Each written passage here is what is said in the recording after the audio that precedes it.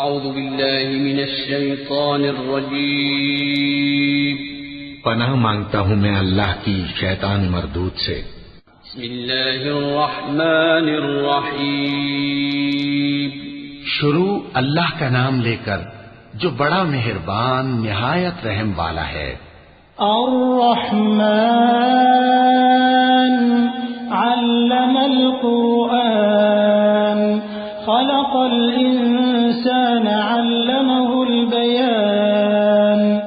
وہ جو نہایت مہربان ہے اسی نے قرآن کی تعلیم فرمائی، اسی نے انسان کو پیدا کیا، اسی نے اس کو بولنا سکھایا۔ الشمس والقمر بحسبان والنجم والشجر يسجدان والسماء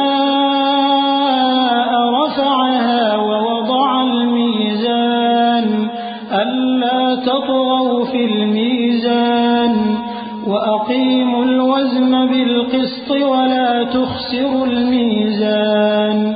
سورج اور چاند ایک حساب مقرر سے چل رہے ہیں، اور بوٹیاں اور درخت سجدہ کر رہے ہیں، اور اسی نے آسمان کو بلند کیا اور میزان عدل قائم کر دی کہ اس میزان میں حد سے تجاوز نہ کرو، اور انصاف کے ساتھ ٹھیک تولو اور تول کم مت کرو۔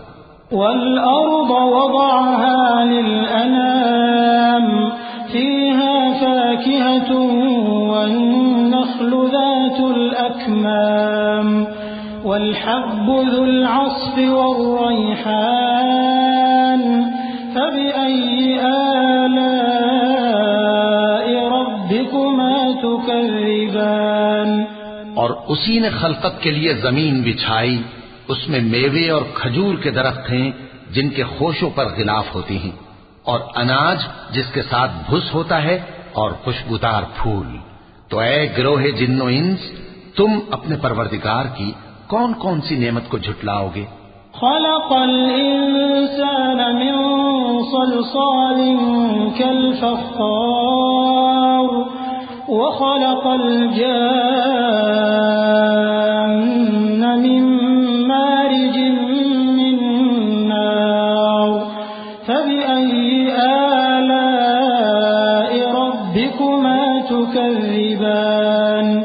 اسی نے انسان کو ٹھیکرے کی طرح کھنکھناتی مٹی سے بنایا اور جنات کو آگ کے شعلے سے پیدا کیا، تو تم اپنے پروردگار کی کون کون سی نعمت کو جھٹلاؤ گے؟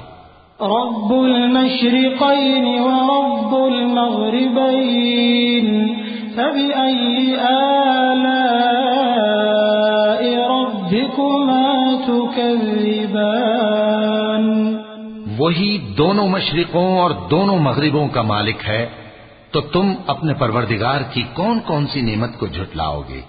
مرج البحرين يلتقيان بينهما برزخ لا يبغيان فبأي آلاء ربكما تكذبان۔ اسی نے دو دریا رواں کیے جو آپس میں ملتے ہیں، مگر دونوں میں ایک آڑ ہے کہ اس سے تجاوز نہیں کر سکتے، تو تم اپنے پروردگار کی کون کون سی نعمت کو جھٹلاؤ گے؟ يخرج منهما اللؤلؤ والمرجان فبأي آلاء ربكما تكذبان۔ ان دونوں دریاؤں سے موتی اور مونگے نکلتے ہیں، تو تم اپنے پروردگار کی کون کون سی نعمت کو جھٹلاؤ گے؟